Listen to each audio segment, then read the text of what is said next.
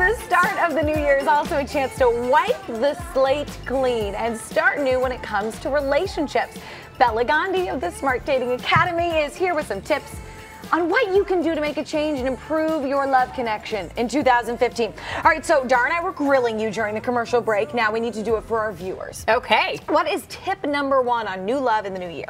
Get yourself back online. At this point, if you're single, you should have been online. Okay, so number one, if you haven't been online, get online. And if you've been like, I'm done with online dating, forget it, it's full of creepy people. I'm telling you, it is time to dip your foot back into that pool again.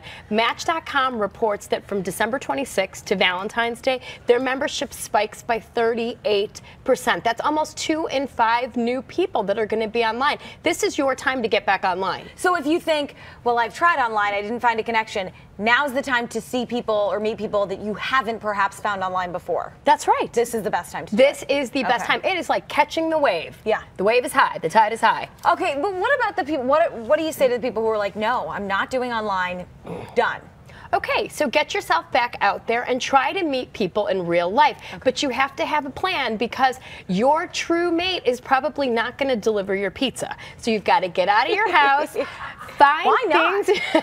Wouldn't that be nice? Exactly. Right. You might meet him at Whole Foods while you're, squeezing mangoes. You never know. But you have to look up. You have to smile. You have to say hi. And otherwise, make a plan. Join meetup groups. Even go speed dating. Speed dating is very efficient. Okay. People still do it. You can meet 10 different people in a good hour. So if you don't want to be online, then you have to make a plan to meet people in your real life because it's not just going to happen if you're sitting at home. So the next time I'm groping those avocados at the grocery store, I'm just going to be looking around. Look around, smile while you're groping. So it's going to look something like this. That might scare everyone in Whole Foods. Do the smile and grope. Okay.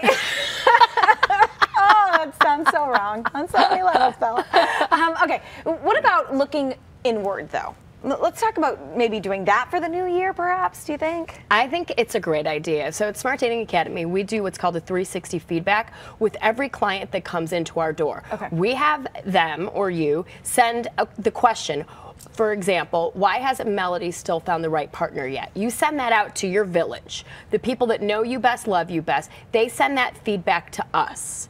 If one person says something, I'm going to consider it an opinion. But if 3 or more people say it, then it's probably a blind spot and something that we need to start changing behaviorally. So if you do a 360 feedback on yourself. You can hire, have a good friend of yours do this. Okay. Have them send this email to your village, collect the data, and tell you really honestly and candidly if there's things that you could be doing better in your partner search. It's amazing the kinds of feedback people will give you if they feel like they're not going to hurt your feelings. And I love the notion of, sometimes asking others for an honest opinion, they see you better than you see you sometimes, and more honestly. More honestly, and usually I'll tell you, the things that we think no one else knows, they know. They know. You're not fooling anyone. Exactly, so if you're going to do this, do it right and start out with the right facts. Perfect. Bella, thank you.